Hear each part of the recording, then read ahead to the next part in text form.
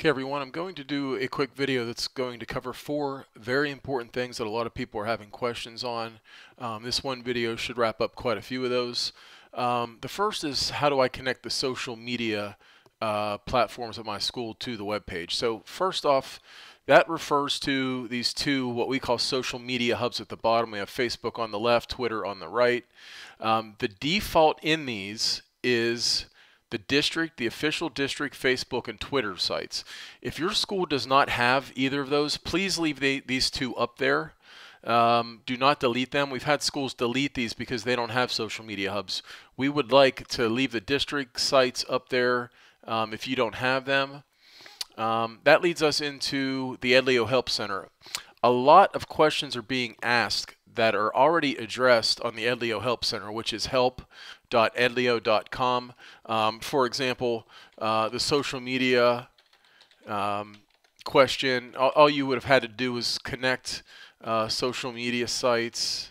Just do a search string up there. They have a very, very good search engine behind this platform. And we are going to... It's actually the first result. Connect the school's social media. This will walk you through that step. So go ahead and use this help center. Edlio does offer us support on the phone as well, but this just walks you through how to take care of the social media for your school. So that is that question. The second thing we're going to move on to is a big one. It's probably the one that I have not been able to respond to the most, and it is, how do I connect my classroom websites for my teachers to the faculty list? First, we've been asked, do I have to build my own faculty list? No, you do not. On your school homepage, the very last button is directory. The directory will take you into a page that is automatically built every night when HR and Lawson push out a CSV file to Edlio that updates every night based on the current HR roster. So that's what we're looking at here, is the public view. If you were to click on a teacher's name, for example, you'll come to a little mini profile page. Now, what you do not see on this page is a website, and that is exactly what I'm about to show you how to do. So let's back up one here just to the public view, and I'm going to step over to my admin view. So when you're a school webmaster, you come into your dashboard here. In the upper left, your hamburger menu, come down to site management, come down to user management. Now you will see everyone in your school that has populated through that CSV file. We want to use Mr. Allen here as an example. Click on Edit Profile, and right down here under Additional Information is where you would add. And let's go ahead, keep your full link out there. It may be an HTTPS if you're on Google Sites. We'll just do a temporary URL. Whatever you type in there, come down to the bottom and save that. And now if we come back to Mr. Allen's profile, you will see that a home page has been assigned to him. And one thing too I want to note, if you have privileges to add individuals to other parts of your website, please do not. These are standard users, these are standard faculty. Do not assign them any type of privileges outside of what the CMS communications team will assign to school webmasters. So we will step back over to the public view, go ahead and refresh this page. Now, I know a lot of you would love to see an icon out here, and we're working on that currently to show that that teacher has a website in the public view. But if you click on their name, which is what a parent would do if they were looking for, or a student looking for that website, and here it is. So that is how you connect a classroom website to an individual. I'm going to come back over to Mr. Allen's profile and go ahead and delete that test I set up. And that's it, guys. That is all it takes to connect a classroom website to an individual's name. The next thing I'm going to talk about is the actual homepage photo here.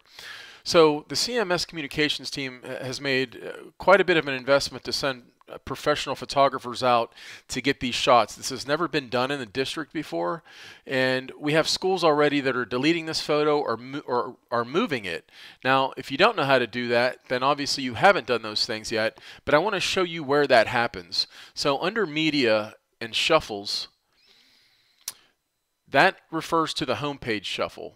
Okay, so normally when this website launched, we had some filler photos in here that our team has went in and deleted because most likely they didn't belong to your school, so we deleted all those. We now have schools that are coming back in after the fact, uploading new photos, which is fine as long as the resolution is extremely high. These are very, very high-res photos, 1850 by 900 pixels. We have set our high-res picture to that. So ideally, you just leave it here. You are welcome to add photos, but I cannot stress this enough. Please make sure they are professional quality photos. If it's a low-res picture, these websites are so large that the pixels will just blow out and it will look very unprofessional. So if you have any questions on that, you're welcome to ask the communications team if your photo's in question. But ideally, you have somebody in your school that might be able to kind of confirm if that picture is high-res.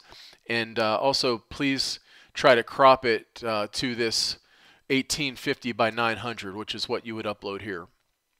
And then don't forget, you also need to assign your alt tag if you decide to put additional photos in here.